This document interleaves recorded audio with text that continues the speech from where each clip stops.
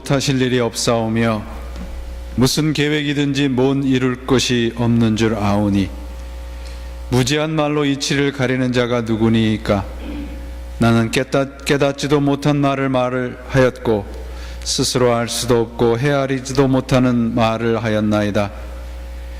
내가 이제 말하겠사오니 주님 들으시고 내가 주님께 묻겠사오니 주여 내게 알게 하옵소서. 내가 주님께 대하여 귀로만 듣기만 하였사오니 이제는 눈으로 주를 배옵나이다. 그러므로 내가 스스로 거두어 드리고 티끌과 재 가운데서 회개하나이다. 아멘.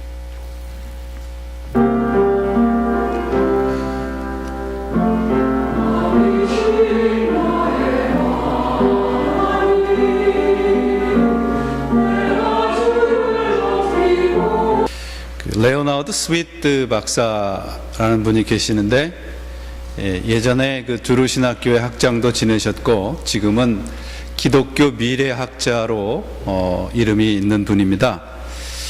이분이 오늘날 교회를 진단하기를 예수 결핍 장애를 앓고 있다, 그렇게 진단을 했어요. Jesus Deficit Disorder라는 병을 앓고 있다, 그렇게 지적을 하고 있습니다. 이분이 이런 말을 했어요. 예수님의 교회에 예수님이 없는 것이다. 교회가 그리스도 이외의 것으로 너무 변질되어 있다.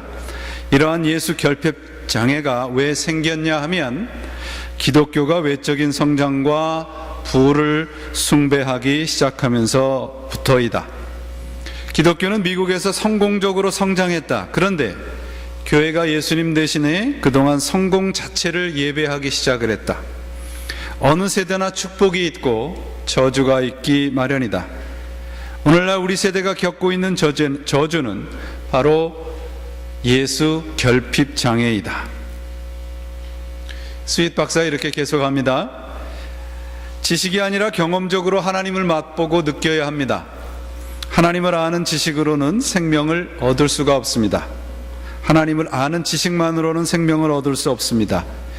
예수를 믿는다고 할 때 believe라는 단어는 believe, 즉 생명이 되어라는 말씀입니다. 예수를 믿는다는 것은 예수 생명이 된다는 뜻이라는 말입니다. 여러분, 신앙생활을 여가생활 하듯이 하게 되면 우리는 예수 생명을 얻을 수 없습니다. 그리고 하나님 나라에 하나님께로 가까이 갈 수도 없게 되겠죠. 우리에게 잃어버린 것이 있습니다. 그것은 예수님의 정신이요 예수님의 생명이고 예수님을 향한 영성을 찾아야 합니다. 즉 예수를 믿는 맛과 예수를 믿는 멋을 찾아야 하는데 많은 교회의 신자들이 그저 애처럼 칭얼거리고만 있는 것이 우리의 신앙 현실은 아닌가 생각을 해보게 됩니다. 예수님은 성경을 읽어보면 철저하게 변화를 처음부터 요구하셨습니다. 그리고 그 변화를 받아들이는 모든 사람에게는 놀라운 축복의 약속을 해 주셨습니다. 그런데 우리들은 오히려 예수님이 우리에게 원하시는 변화 대신 우리가 원하는 대로, 내가 소원하는 대로 예수가 변해 주기만을 원하는 어거지를 부리면서 살고 있는 것 같습니다. 예수 그리스도와 함께 그분 안에서의 멋과 맛을 누리고 사는 것이 신앙 생활입니다. 그분 안에 있는 맛과 멋을 받아들이셔서 인생의 스타일을 바꾸는 것이 바로 변화라고 하는 것이죠. 제자들을 보십시오. 지난주에 살펴봤던 안드레, 요한, 시몬이었던 베드로가 반석이라는 베드로가 되고 그 후에 빌립과 나다나엘의 기록이 있습니다. 예수님과 나다나엘이 대화를 하면서 제자들에게, 곧 예수를 믿는 사람들에게 주시는 축복의 약속을 이렇게 말씀합니다. 내가 무화과 나무 아래 보았다 하므로 믿느냐? 이보다 더 큰 일을 보리라. 또 가라사대 진실로 진실로 너에게 이르노니 하늘이 열리고 하나님의 사자들이 인자 위에 오르락 내리락 하는 것을 보리라 하시니라.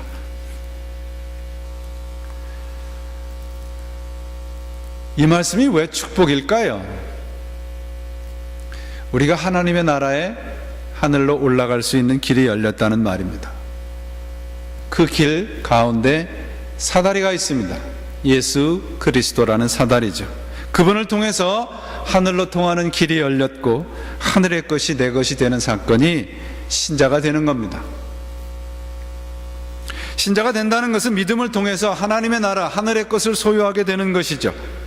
그 속에 있는 영원함, 영원한 평안함, 기쁨, 감사함, 이것들이 내 것이 되는 것이 신앙입니다.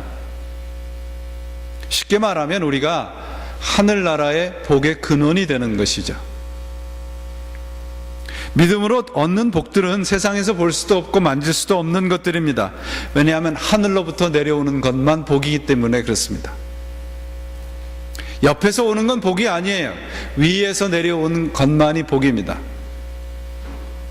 예수를 믿음으로 얻는 보상은 그러므로 하나님의 내 나라의 것이, 하늘의 것이 내 것으로 가까이 오는 것이 예수 그리스도라는 사다리를 통해서 우리는 하나님의 나라에 가까이 갈 수 있는, 아니 하나님의 나라의 백성이 될 수 있는 길이 열렸습니다. 우리는 이런 엄청난 복을 받은 사람들입니다. 그렇다면 이런 복을 주시기 위해서 제자를 부르신 예수님의 목적이 뭐냐 하는 거예요. 변화입니다. 변화. 변화는 영어로 change가 아니고요, transformation이에요. 단순히 겉모습이 변화되는 것이 아니라는 말씀입니다. 요한복음은 처음부터 변화에 그 초점을 맞추고 있는 것을 볼 수 있습니다. 랍비라고 부르던 제자가 메시아를 만났다고 고백을 하는 변화가 일어납니다. 그 변화를 통해서 하늘이 열리는 것을 알게 되죠. 오늘 본문은 물이 포도주로 변하는 변화입니다. 13절 이하에 보시면 성전을 허물겠다는 예수님의 성전 숙정이, 성전을 깨끗하게 하신다는 사건이 있습니다. 성전이 변화되는 사건이에요.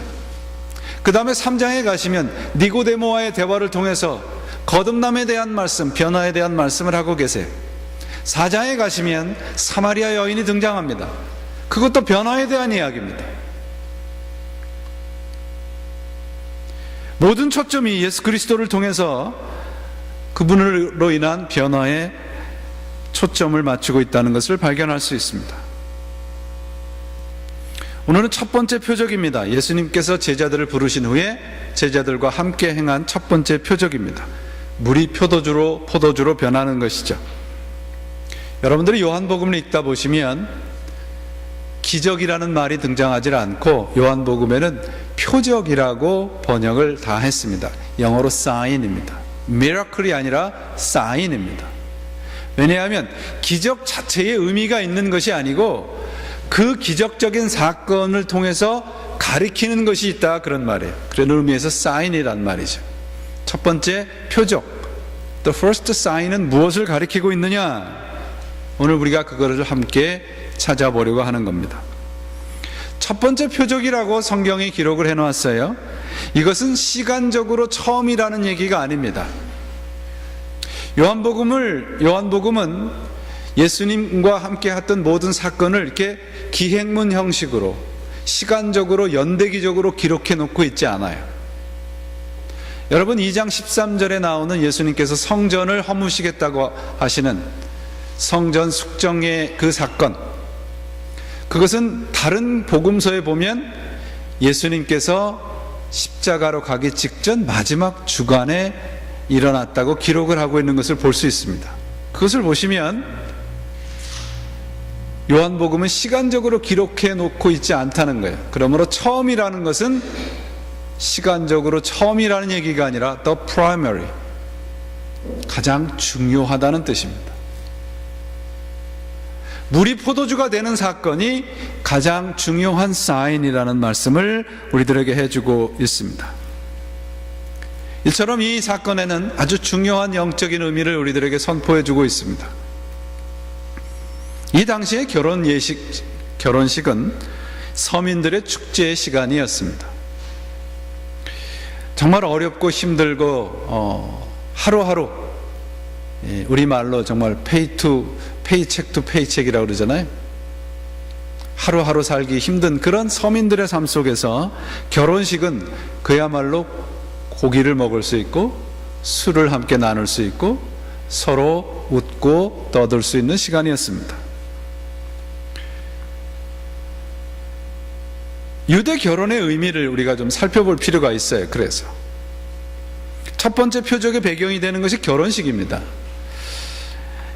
이 당시에 신랑 신부가 이제 결혼을 하기로 약속을 하고 서로 이제 결혼하기를 다 결정을 하고 나면 이제 신랑이 가장 먼저 하는 일이 뭐냐 하면 포도주를 따라서 신부에게 줍니다.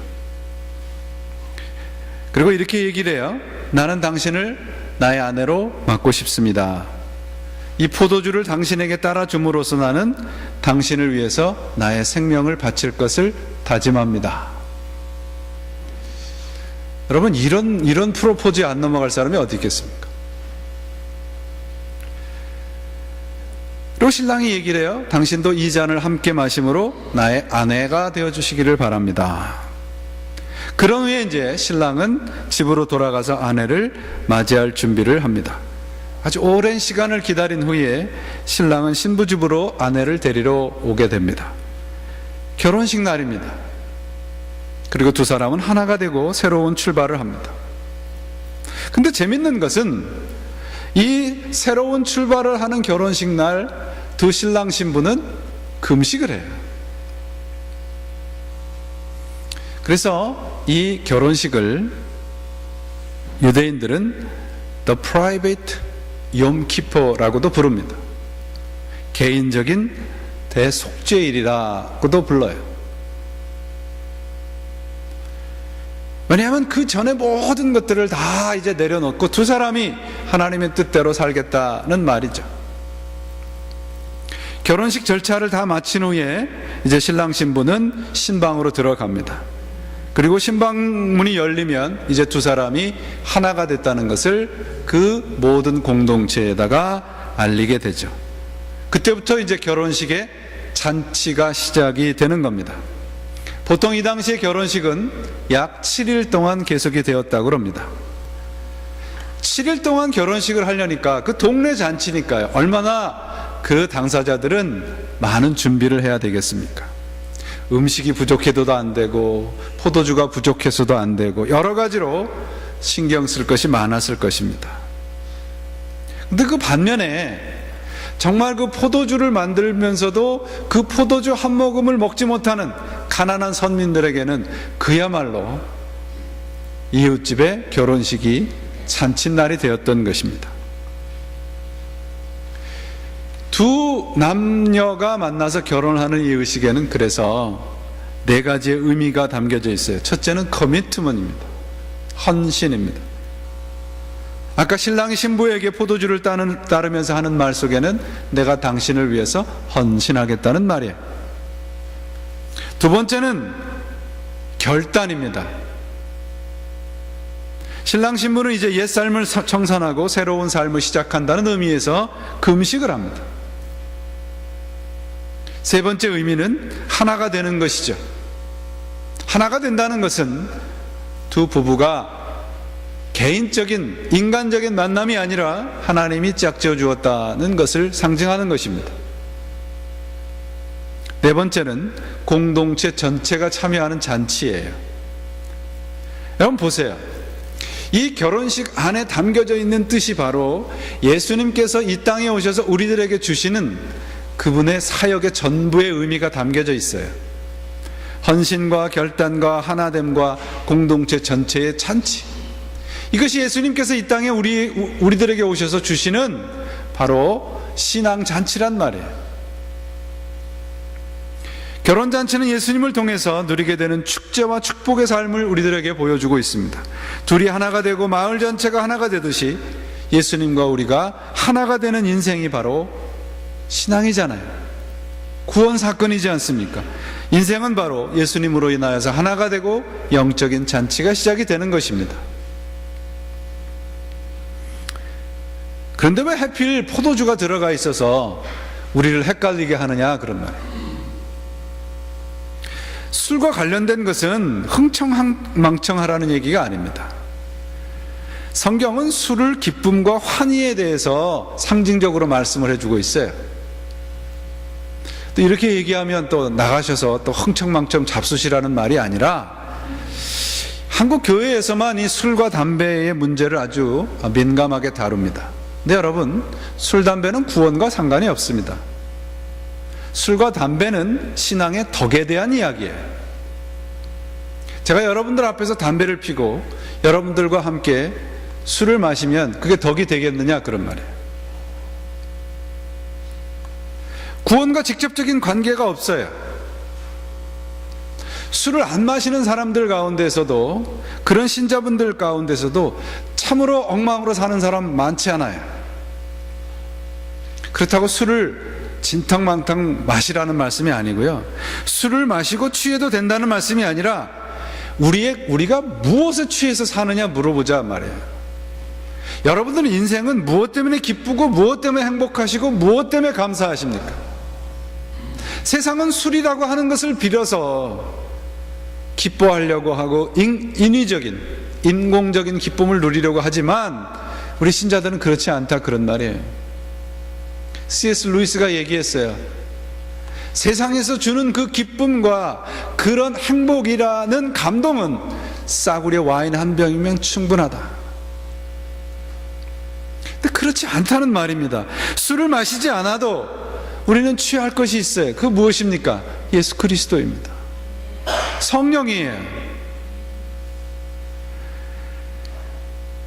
이 결혼식 잔치에 술이, 포도주가 등장하는 것은 바로 하나님 없이 살아가는 사람들의 삶에 기쁨과 환희가 없다는 것을 포도주로 상징적으로 보여주는 것입니다. 우리에게 생명의 맛과 축제의 기쁨을 회복시키고 우리들은 이제 소망하고 기다릴 것이 생겼어요. 바로 이 표적이 우리들에게 주시는 메시지입니다. 여러분, 우리는 얼마나 많은 것을 누리고 살아갑니까? 참 몇 차례 말씀드렸어요. 20년 전, 30년 전에 비하면 저는 정말 재벌과 같은 삶을 삽니다. 지금 자가용이 있잖아요. 저도 예전에 자가용만 있으면 얼마나 부자였습니까? 전화도 있어요. 전화가 한 대도 아니에요. 여러분, 우리가 많은 것을 누리고 살아가지만 영적으로는 참으로 가난해졌어요. 황폐해졌어요. 왜 그럴까요? 이 심리치료사들과 이 정신병원, 이 의사들이 가장 호황을 누리는 것이 비버리 힐스라고 그래요. 세상에 부러울 것이 없는 것 같은 곳에서 사람들은 영적으로 허탈해하면서 살고 있습니다. 왜일까요? 왜 그럴까요? 그 이유는 우린 축제의 기쁨을 잊고 살기 때문에 그렇습니다. 삶을 통해서 생명의 맛과 축제의 환희를 느끼기보다는 경쟁하고 더 많이 소유하려고 하기 때문에 그렇습니다. 쉽게 말하면 하나님께서 우리에게 주시는 처방전은 잃어버리고 세상적인 처방전만 움켜쥐고 살기 때문에 그렇습니다. 여러분, 잘못된 처방전을 가지고 약을 잡수시면 건강을 잃어버리고 심지어는 생명까지 잃을 수 있습니다. 마찬가지입니다. 우리들의 인생의 처방전이 무엇입니까? 예수 그리스도 안에 있습니다. 그분 안에 있어요. 다른 것을 기웃거리지 마십시오. 다른 것을 기웃거리는 것은 마치 바닷물을 마시는 것과 같습니다. 마시면 마실수록 갈증이 더할 뿐이에요. 예수 그리스도 안에만 우리 인생의 참 멋스러움과 참 맛스러움이 있어요. 그분 안에만 멋과 맛이 있어요. 그분 안에만 기쁨이 있다, 그런 말입니다. 우리 인생의 참맛과 참멋은 바로 예수 그리스도와 함께 동거하며 살아가는 데 있습니다. 그분을 통해서만 만들어진 포도주가 참다운 맛이라는 말씀이죠. 본문을 보시면 잔치 중간에 포도주가 떨어져요. 그러니까 예수님의 어머니가, 마리아가 예수님에게 가서 4절에 보시면 예수에게 가서 술이 떨어졌다고 말을 해요. 그러니까 4절에 예수님께서 이렇게 대답을 하십니다. 여자여, 나와 무슨 상관이 있습니까? 내 때가 아직 이르지 아니하였습니다. 이 말씀을 포도주가 떨어진 것이 나와 무슨 상관이 있습니까? 라고 이해하기 쉽습니다. 근데 원문을 보면 여자여 당신이 나와 무슨 상관이 있습니까? 그런 뜻이에요. 이 말씀의 뜻은 어머니, 이 일을 내 뜻대로 하도록 내어 버려두십시오. 곧 하나님의 뜻대로 하도록 내어 버려두십시오 라는 뜻입니다. 때라고 하는 것은 무슨 때인가요? 그러면 십자가입니다. 포도주를 만드는 사건이 무엇인가? 그러면 십자가와 관계가 있다 그런 말이에요. 곧 십자가의 길만이 구원이라는 것을 선포를 하고 있습니다. 포도주가 떨어졌어요. 이것은 이 부족함은 무엇을 의미할까? 내 때와 관련돼서 어떤 의미를 말씀하고 있는가? 예수 이외에는 모든 것이 부족하다는 뜻이에요. 여러분, 이 표적이 가르치는 것은 부족함과 풍요로움이 어디서부터 시작됐느냐예요. 예수님의 이전의 것들은 우리들에게 만족이나 기쁨이나 평안을 줄 수 없고 부족하고 무기력한 것이에요. 그러나 그분 안에서만 상징되는 새 것은 우리들에게 만족과 기쁨을 줄 수 있다는 것입니다. 포도주가 떨어졌어요. 이 말씀은 우리가 정성껏 준비한, 우리가 온 힘을 다해서 준비한 이 세상의 것들은 언제나 부족하다는 거예요. 언제나 허기져요. 6절 말씀을 보세요. 6절 말씀을 보시면 물을 담은 돌 항아리가 등장합니다. 이 물은 어디에 쓰는 물이냐 하면 유대인들이 식사하러 들어갈 때 손을 씻는 거예요. 정결 예식에 관한 겁니다. 근데 돌 항아리가 몇 개입니까? 6개입니다. 6이라고 하는 숫자는 언제나 부족함을 나타내는 숫자입니다. 여러분, 계시록에도 짐승의 표가 무엇이라고 되어 있습니까? 666입니다. 어떤 사람은 바코드라고 얘기하고 어떤 사람은 베리칩이라도 얘기하는데, 이 말씀은 666이라는 얘기는 7이 될 수 없는 숫자, 곧 완전할 수 없는 부족함의 숫자를 얘기를 해요. 부족한 거예요, 여러분. 세상의 것들은 부족함과 허기짐, 이것이 예수 그리스도가 없는 인생을 말합니다. 포도주가 떨어졌을 때 그 부족한 곳에 예수 그리스도의 말씀이 임합니다. 물을 채워라. 그리고 손님들에게 갖다 주어라. 여러분, 이제 진정한 잔치가 시작이 되었습니다. 예수님께서 이 결혼잔치에 손님으로 가셨었는데 이제 진정 결혼식의 결혼잔치의 주인이 되세요. 그리고 이전에 맛볼 수 없었던 포도주를 맛보게 합니다. 이전에 맛볼 수 없었던 진정한 맛과 진정한 멋스러움이 가득한 잔치를 만들고 계시는 겁니다. 이제는 부족함을 염려할 필요가 없습니다. 주님과 함께 잔치가 시작이 되었기 때문입니다. 여러분, 이게 예수를 믿는 거예요. 이게 예수를 믿는 인생의 아름다운 모습입니다. 그리고 축복입니다. 예수를 믿는 기쁨이요 축복입니다. 부족하지 않습니다. 허기지지 않습니다. 갈증나지 않습니다. 우리 모두가 그분 안에 있다면 말입니다. 언제나 차고 넘칠 것입니다. 왜 우리가 부족하나요? 왜 우리가 허기지나요? 세상의 것에서 찾기 때문에 그렇습니다. 여러분, 이 물을 포도주로 만드는 것은 예수님께서 어떤 능력이 있다, 그분 홀로 영광을 받으시기 위한 것이 아니에요. 예수님께서 바로 당신의 때, 십자가의 때를 우리들에게 보여주고 계십니다. 그분 안에 있으면 죽음도 넘어서서 진정한 잔치가 시작이 된다는 것을 알려주고 있습니다. 왜 예수님께서 이 포도주 사건을 십자가와 연결시키고 있을까 하는 거예요. 여러분, 우리가 예수 그리스도를 믿는데 제가 이렇게 말씀을 드리니까 항상 기쁩니다, 항상 모자라지 않습니다 그랬더니 다 무슨 얘기를 하나, 그런 얼굴들이세요. 실감이 나지 않죠. 예수를 믿는다 해도 행복이 계속이 되는 것도 아니고 기쁨이 계속이 되는 것도 아닙니다. 맞습니다. 왜냐하면 우리가 십자가까지 가야 되기 때문에 그래요. 물이 포도주가 되는 엄청난 사건을 우리는 경험하지만 우리의 삶 속에는 매일 매 순간 잔치로 계속이 되지는 않습니다. 맞습니다. 그렇지만 우리는 결국 승리할 것입니다. 우리는 그분으로 인해서 우리의 잔치가 결국은 완성될 것을 믿습니다. 그것이 바로 오늘 표적이 우리들에게 전해주는 것입니다. 우리 주위를 보세요. 간증이 많습니다. 내가 예수를 이렇게 믿게 되었습니다. 이런 사건이 있었습니다. 다 내가 왕년에 추억하고 있어요. 예수 믿고 나서 어떤 기적이 있었습니까? 참 그런 간증은 듣기 쉽지 않습니다. 바로 그걸 우리들에게 지적해주고 있습니다. 예수 믿으면 그 이후로 우리들에게 잔치가 시작이 되는 거예요. 어려울 수도 있습니다. 부족할 수도 있습니다. 그러나 우리에게 그 잔치는 취소되거나 중단되지 않을 것입니다.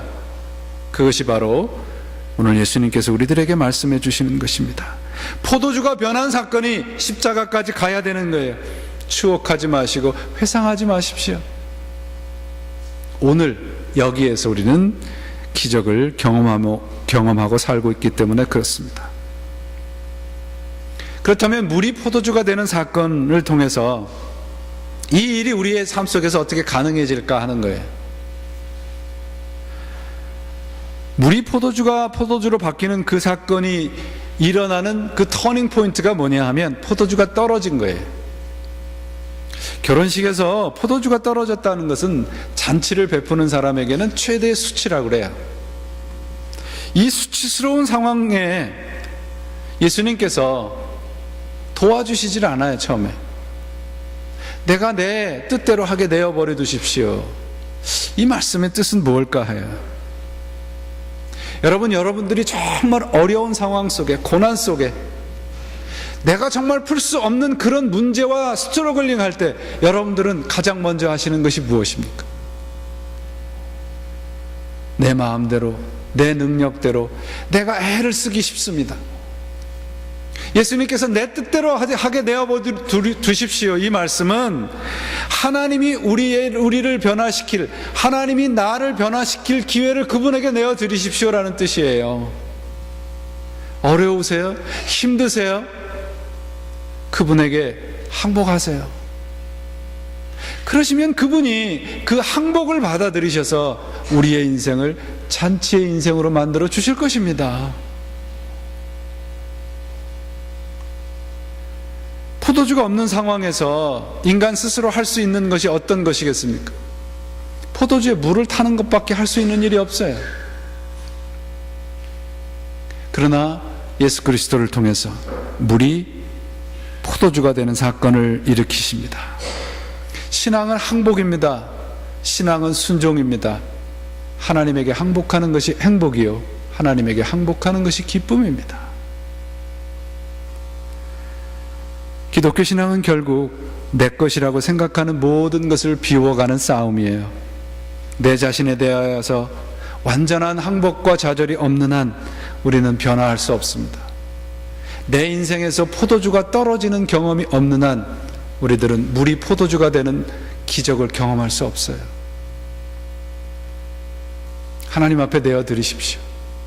모든 것이 떨어졌을 때 그분 앞에 항복하면 더 풍요로운 잔치가 그때 비로소 시작이 되는 것입니다. 이런 일은 바로 하나님의 말씀에 귀를 열고 그분 앞에 항복할 때 가능합니다. 물이 변화해서 포도주가 되는 이 표적은 우리들에게 주시는 말씀은 그분 안에만 진정한 축제의 삶이 있다는 것이죠. 그분의 말씀으로 변화가 일어나는 곳에서만 진정한 생명의 맛과 축제의 기쁨이 있습니다. 여러분, 생명의 삶이란 그저 호흡하고 사는 것이 아니라 우리의 삶을 윤택하게 만들어주는 분명한 목적을 갖고 살아간다는 거예요. 예수 그리스도 안에 목적이 있습니다. 주님과 함께 사는 것이 진정한 축제의 삶입니다. 사랑하는 여러분, 한 가지 질문을 드릴게요. 여러분이 예수님을 만나고 여러분의 인생이 무엇이 달라지셨습니까? 아직도 혹시 예수 없이 만들어진 세상적인 잔치와 인생의 장치가 전부인 줄 알고 그것만을 위해서 살고 계시지는 않은가요?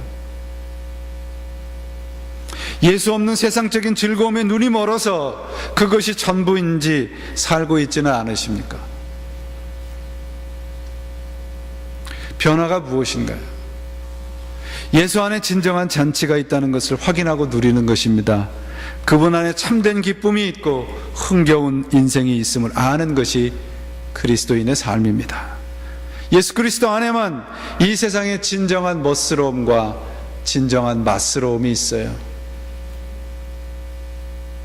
여러분, Let's have the party with Jesus Christ. 하나님과 함께 잔치를 시작합시다.